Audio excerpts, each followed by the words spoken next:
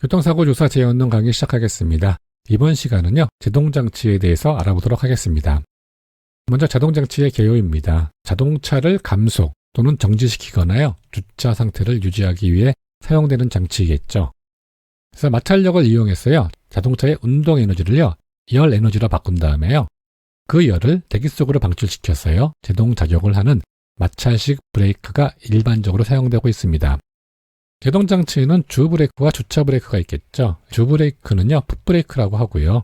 우리가 일반적으로 차량을 멈출 때 사용하는 장치죠. 그래서 주행 시 감속과 정지할 때 사용합니다. 일반적으로 유압식입니다. 그리고 주차 브레이크는 사이드 브레이크 또는 파킹 브레이크라고도 하죠. 그래서 주차할 때 사용합니다. 일반적으로 기계식입니다. 제동장치의 구비 조건은요, 작동이 확실하고 제동 효과가 커야겠죠. 그리고 신뢰성 및 내구성이 커야 됩니다. 그리고 점검하고 정비가 용이해야겠죠. 유압식 제동장치에 대해서 살펴보도록 하겠습니다. 유압식 제동장치는요, 파스칼의 원리를 응용한 장치입니다. 파스칼의 법칙은요, 이렇게 밀폐된 용기가 있어요. 이런 용기에 액체가 담겨 있습니다. 그러면 어느 한쪽에 압력을 가합니다. 그러면 이쪽은 내려가면서요, 이 반대쪽은 그만큼 올라가겠죠. 이 압력의 세기는요, 변함이 없이 같은 크기로서요, 액체의 각 부분에 골고루 전달되는 법칙입니다. 그래서 브레이크 페달을 밟습니다. 그러면 마스터 실린더에서 유압이 발생하고요. 그 유압을 받은 이 브레이크 슈가 드럼을 밀어서 제동력을 발생하는 형태입니다. 자, 그럼 마스터 실린더는요, 페달을 밟으면은요, 필요한 유압을 발생하는 부분입니다. 그리고 브레이크 부스터는요, 페달을 밟을 때요, 마스터 실린더에 가해지는 힘을 배력시키는 장치입니다. 그래서 배력장치라고도 합니다. 그래서 브레이크를 밟는 힘을 적게 하면서도요, 제동력을 크게 할 수 있게 하는 장치입니다. 다음에 휠 실린더입니다. 마스터 실린더에서 발생된 유압을요, 브레이크 파이프를 통해서요, 브레이크 슈나 패드로 전달하여 드럼이나 디스크를 압착시키는 기능을 하는 장치가 휠 실린더입니다. 즉, 이 부분이 되는 상황이죠. 그래서 유압의 흐름은요, 마스터 실린더에서요, 브레이크 파이프를 통해서요, 휠 실린더로 갑니다. 그 다음에 휠 실린더에서요, 브레이크 슈나 패드에 전달되고요, 이 드럼이나 라이닝에 전달되는 상황입니다. 구조상 종류에는요, 드럼형과 디스크형 제동장치가 있습니다. 먼저 드럼형 제동장치입니다. 구조를 보시면은요, 휠 실린더, 이 브레이크 슈, 그리고 백 플레이트, 라이닝, 브레이크 드럼 등으로 구성되어 있는 상황입니다. 그래서 휠 실린더는요, 유압에 의해 피스톤을 이 바깥쪽으로 밀니다. 그러면 피스톤의 움직임에 따라서요, 이 브레이크 슈는요, 라이닝을 드럼에 압착시키면서 제동력을 얻습니다. 다음은 디스크형 제동장치입니다. 바퀴와 함께 회전하는 브레이크 디스크의 양쪽에 설치된 패드의 압력으로 제동을 하는 상태입니다. 유압이 전달되면요, 이 피스톤이 눌려가지고요, 이 패드가 디스크를 눌러서 제동이 되는 상황입니다. 그래서 패드 바깥쪽의 하우지글을요, 이걸 캘리퍼라고 하고 있습니다. 캘리퍼에 전달된 오일의 압력이요, 피스톤을 안쪽으로 밉니다. 그래서 패드를 디스크에 압착시켜 제동력을 얻게 됩니다. 디스크형 제동장치의 장점과 단점입니다. 먼저 장점을 살펴보면요, 디스크가 공기 중에 노출되어 있습니다. 그래서 방열작용이 좋겠죠.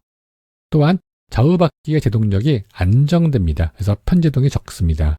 그리고 이 방열작용이 좋으니까요, 열 변형이 별로 없습니다. 그래서 페달 밟는 거리의 변화가 적게 됩니다. 단점은요, 패드의 마모가요, 드럼식보다 빠릅니다. 그리고 구조상 가격이 비쌉니다. 다음은 ABS 제동장치입니다. ABS 제동장치도 시험에 자주 나오고 있습니다.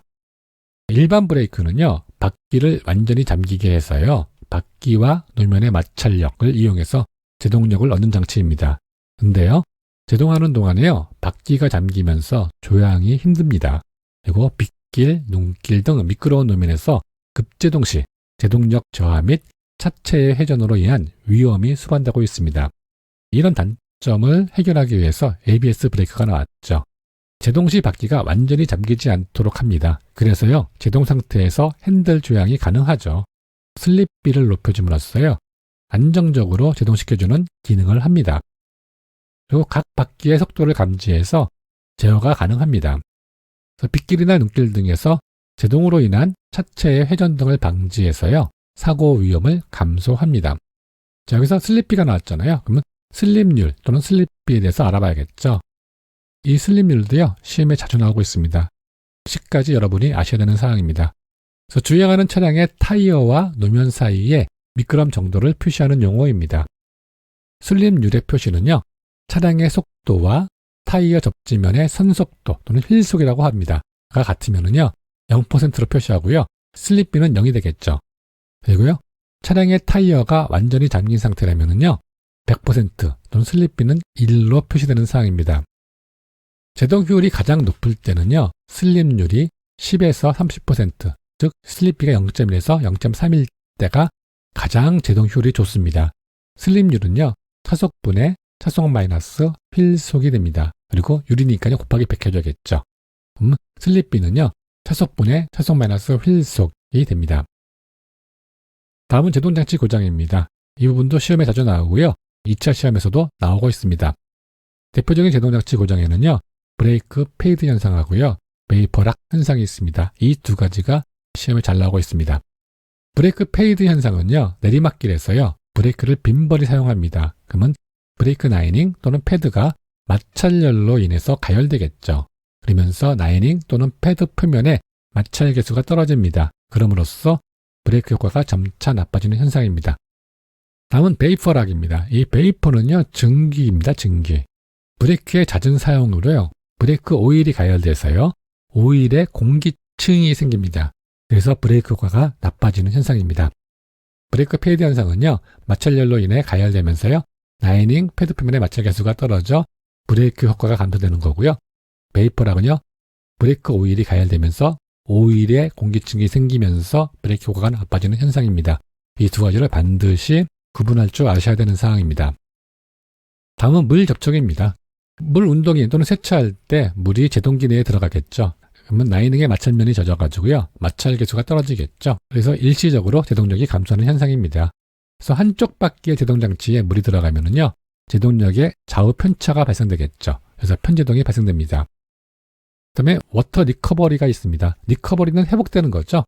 제동을 계속하면은요, 부착되었던 물이 떨어져 나갑니다. 그래서 제동력이 다시 회복하는 현상을 말합니다. 다음은 모닝 효과입니다. 장기 주차 시요, 제동초기 제동력이요, 정상적으로 작동 못하는 현상입니다. 습기라든지 녹에 의해서 나타나는 현상이겠죠. 습기 많은 지역에서요, 야간에 실내 주차를 했습니다. 그러면 이 습기가 브레이크 드럼과 브레이크 디스크에 스며듭니다. 그래서 이슬로 인해서요, 얼어붙는 경우가 생길 수 있겠죠. 그리고 장기 주차 시 녹이 발생하는 경우에 나타날 수가 있습니다. 자, 여러분도 수고 많으셨고요. 다음 시간에 찾아뵙도록 하겠습니다.